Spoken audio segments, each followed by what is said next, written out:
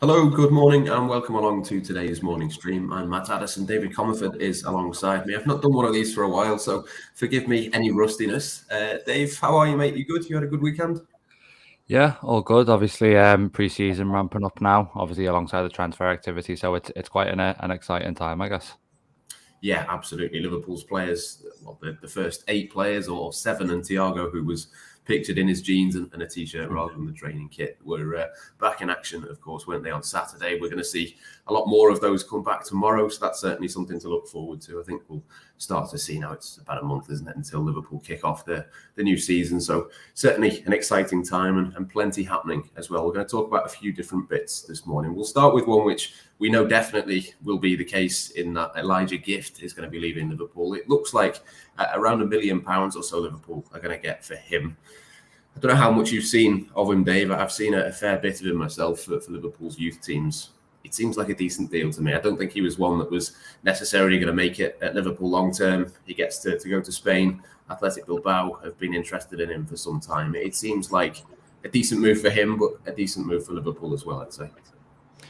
Yeah, to be fair, like you say, Matt, I've not necessarily seen all that much of him, but I suppose there aren't too many players you look at kind of in the upper echelons of the academy that look like they've got kind of that first team shot at the moment. Like, you know, if you're being kind of brutally honest about it, and he didn't necessarily look like he fit that bill. Obviously, he wanted to leave. Liverpool granting him that request, and I think one of the things I wrote yesterday was that we see a lot of Liverpool kind of loaning out players in those two areas. You know, sort of the under-18s, under-21s type area, but I think they need to be making more money from sales. I mean, Man City are the big example. We've seen sort of, 6 or 7 now just in the past 2 seasons making kind of 5-figure fees. Obviously, Liverpool went in a position to do that with Elijah Gift, but everything just kind of adds up, I suppose. And that's Leighton Clarkson's gone as well. So hopefully, when you tot them all up, it's something that makes a difference. Obviously, on its own, it doesn't look like all that much, but I think Liverpool need to sort of get into the mode of selling, or just recognizing that the academy is not just a source for kind of developing talent for yourself. You're also kind of developing players who can fetch you decent transfer fees. Obviously, this one isn't huge, but like you say, Matt, it seems like a good amount of money for Liverpool to net. Yeah, I think it's fair to say that Liverpool have got a good number of wingers who'd be ahead of him. I think in terms of having a decent chance of getting into the first team. Obviously, Ben Doak is one of them. Cade Gordon, that we think he's not going to be with the senior team. He's going to be with the 21s this summer. But I think he's got a very decent chance as well when he gets over this big injury that he's got. I mean, beyond that there are a couple more that are probably in the pecking order as well. But it suddenly becomes, I think, very difficult for a couple of these players. I wonder whether Mateusz Musialowski might be one that moves on this summer as well. I know there's been a bit of speculation that he might go back to Poland, and maybe one or two other clubs might be interested in him as well. It's not necessarily that these players are not going to make it somewhere else. It's more just a case of the standard you've got to be at to be a Liverpool forward is very, very high. But let's move on to a couple of other players then as well. We'll talk about Romeo Lavia in a second. I suppose the two of them link together quite nicely, to be honest, in terms of where Liverpool might turn to next in terms of a third midfielder. But some suggestions in Spain that Khephren Thuram could be available for a little bit less than what we thought. That the suggestion is around €30 million, £25 million. I suspect he would probably cost a little bit more than that. But I suppose the first question really is, do you see him as still being one that would be on Liverpool's radar or should be on Liverpool's radar? Or do you think maybe the fact that they've got McAllister and Dominic Szoboszlai over the line maybe means that you look at a slightly different type of profile? Yeah, different profile, to be honest. I mean, we don't know about that sort of recent report, whether it's accurate or not, but I think from the sounds of it, Thuram might have been the player that came in for one of those number 8 roles, but I think basically it was too difficult a deal to do, not in terms of being unaffordable, but maybe Liverpool thought that the value wasn't quite there, and maybe the demands on the player side were quite high. I'm not sure, but it felt like for a while that he was sort of one of the main targets in that position, and then obviously the deal didn't come to pass. So maybe it was that kind of Liverpool just seeing it as not the best value, maybe a bit too difficult. Having said that, I think while it's important to to look at a number 6 if Liverpool are to bring in a third midfielder, and obviously we're going to talk about one in a second. I wrote last week that Liverpool are probably going to need a midfielder next year too, just on the basis that we think Thiago's going to stay this summer, but then leave next year. Henderson will be sort of, I think he'll have 12 months left on his contract. Who knows what he'll want to do? Who knows what kind of level he'll be at in a year's time? And then you might have an extra midfielder leave as well, potentially Fabinho, depending on how this season goes. So I think as much as we're focused on rebuilding the midfield this year, I think there's a strong chance Liverpool will certainly at least be under pressure to add another midfielder to their ranks just to make sure they're not left short next year. And if that happens, and if Thuram stays in Nice and has another good season, then I think he's a player that could definitely crop back up on Liverpool's radar. I suppose the problem with that is that he might well be sort of snapped up by someone else. I think there's been a few rumours of sorts of PSG and Bayern Munich maybe looking at him. We'll see if any of that comes to pass. But if he's still available in the future, then I don't think it's one we necessarily rule out then. I just don't necessarily see it happening this summer, to be honest. I think Bayern Munich is kind of the strongest link at the moment, but that sort of is interesting to me as well when you think of Ryan Gravenberch not having enough minutes, adding another midfielder. They've already signed Konrad Laimer this summer. There's a lot of midfielders at Bayern. I mean, if he did go there, that would be interesting. Maybe it would open up the possibility of a different midfielder, maybe not this summer, but maybe Liverpool could go back and have a look next summer in terms of one of those, because they'd suddenly have absolutely loads of players in that position. Yeah, definitely. And it's I think Gravenberch is another one where you can kind of take the same approach that I was just talking about, really, with it looks like he's just been kind of ruled out for this summer, but it feels like a pivotal year for him at Bayern. Obviously, he only had one season. I think maybe all parties concerned there have just thought, you know what, let's give it one more year. Let's see if he does play more football. And then Bayern on their side are like, hang on, we were really excited about this player when we brought him in. Let's see if we can get a tune out of him more so in this second season. See if he kind of really force his way into the team. And then, maybe in 12 months they reassess if he's still kind of down the pecking order, if they bring someone else in addition to Laimer, and it doesn't work out for Gravenberch. But yeah, I think he's another one who we see a lot of players. We see like active targets and then players that Liverpool kind of monitor over time. And I think if Gravenberch stays at Bayern, they're going to be keeping an eye on kind of how many minutes he's playing and whether there might be kind of an opening for Liverpool to do something next year.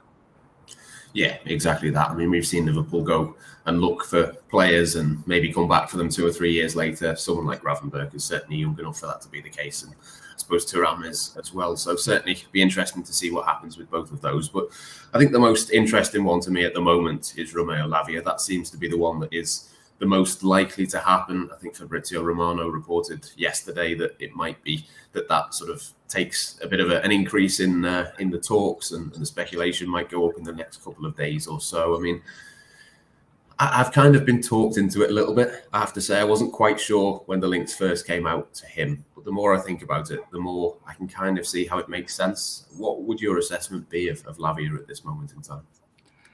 I think opposite to you, Matt. Almost, I feel like I've been talked out of it a little bit, partly by myself, but it's just I don't necessarily see. I think he's a brilliant player. I mean, to stand out in that Southampton team last season, first of all, is really impressive. I think he was the teenager who played the most minutes in the entire Premier League.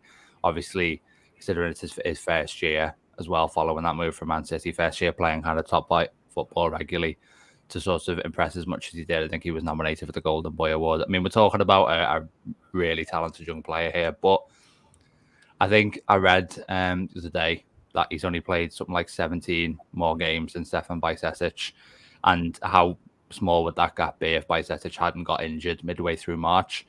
I just feel like he's kind of too similar, not in terms of the kind of footballer he is maybe, but just in terms of being that really talented young defensive midfielder to Bajcetic.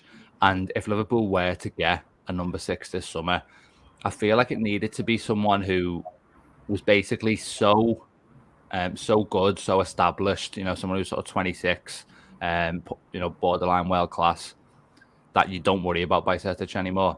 But anyone else we get, I'm thinking, well, hang on, we've already got someone there who we're gonna block their path basically, which is what we'd be doing if we got him, and it would just feel like questionable squad management, and it puts me in a bit of a strange position because I don't feel like the midfield rebuild is complete, but I don't necessarily see the number 6 option out there at the moment. That kind of calls out to me as, yeah, that makes infinite sense.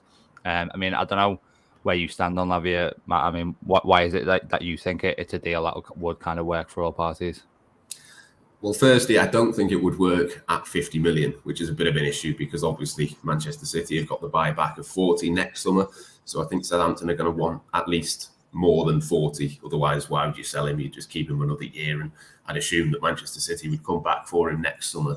The big thing for me really is that I think he sort of fits into what I would be looking at in terms of the way that Liverpool set up with this system. When you've got this player on his own, having to do quite a lot of work, he seems to be the kind of player that you could put in there and sort of trust him. You can give him the ball at certain moments. I know the obvious example that most Liverpool fans will have seen of him trying to do that. He kind of overplayed against Liverpool on the last day of the season. But I think generally speaking, last season, for a team which didn't really have that much movement or that much quality around him, I think he was still able to take the ball in tough situations on the edge of his own box, under a little bit of pressure, bypass somebody and then give the ball to James Ward-Prowse or someone who can, play the ball a lot better than he can. I don't think he's one of those players that can sort of progress the ball particularly well, but I don't think that's necessarily an issue.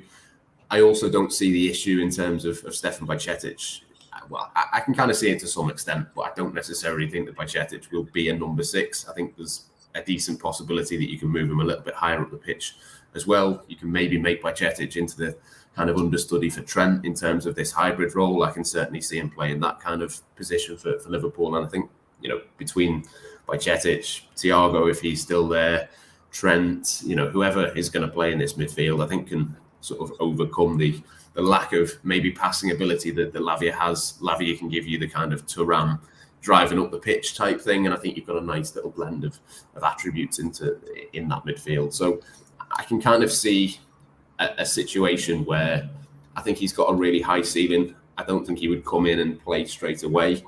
I do think that, he's a player that Liverpool could maybe mould into something. And I think that's what they've got to look for. If they're going to buy a third midfielder this summer, I don't necessarily think it has to be someone that comes in and plays every week, because then you are starting to look at it and thinking it's a little bit stacked in terms of the numbers. But I don't know. I can see something in him which I think Jurgen Klopp would really like, and I think he fits perfectly into the kind of the kind of thing actually we were talking about on the podcast a couple of weeks ago. We spoke about how Liverpool want to set up and be very attack minded and be sort of almost very exposed and play with your 2 centre backs. Your full backs have both gone up. There's been a lot of talk about where does Robertson fit into this new system. I think if you can have a situation where Trent is in midfield, Robertson is allowed to go, a lot is going to come on to this number 6 position. But I think Lavia is one that you could kind of trust. Obviously, the centre-backs have got to get it right as well. But I think Lavia is one of those that could win the ball back. He could keep hold of it, not necessarily now, but I think he's young enough that in a couple of years' time, he could be the perfect player for that position. And if Liverpool don't get him now, they're probably not going to get him. Whoever doesn't, whoever misses out now, I think that's the chance gone. Either Arsenal or Chelsea will get him, or potentially Manchester City next summer. So I think he is one that makes sense. One of the comments before suggested as well, quite rightly, that he would become a homegrown player at some point in the future. I think that's probably got to play into things for Liverpool as well. So look, the next priority I think potentially might be a centre half, but I think if I was looking at a midfielder, that would certainly be something that I'd be looking at. Yeah, and to be honest, the main thing I think is let's not go into next season basically relying on Fabinho to get back to the player he was previously, because while there was an improvement towards the end of last year, I think he struggled so much for so long last season and looked kind of so physically exhausted that you just worry that that's a gamble that could almost dictate, because we know how important Fabinho is in this system. That's a gamble that could almost dictate Liverpool's success. So I suppose the challenge with Bajcetic is, as much as he is, I think, a really exciting player, is he necessarily ready to, I know we saw it once or twice last season, but is he necessarily ready to step into the team and replace Fabinho. Fabinho's struggling, I'm not sure. And one of the arguments I can see for Lavia is I think he would be able to do that. He would be able to, like, jump into team relatively quickly and start if Fabinho continues to struggle. So I think it looked like a big dilemma at the outset for Liverpool, and I think it's proven to be just that, to be honest. Yeah, I think that sums it up quite nicely. I think it's going to be interesting to see which way they go, but it does look like Romeo Lavia is high up on the target list.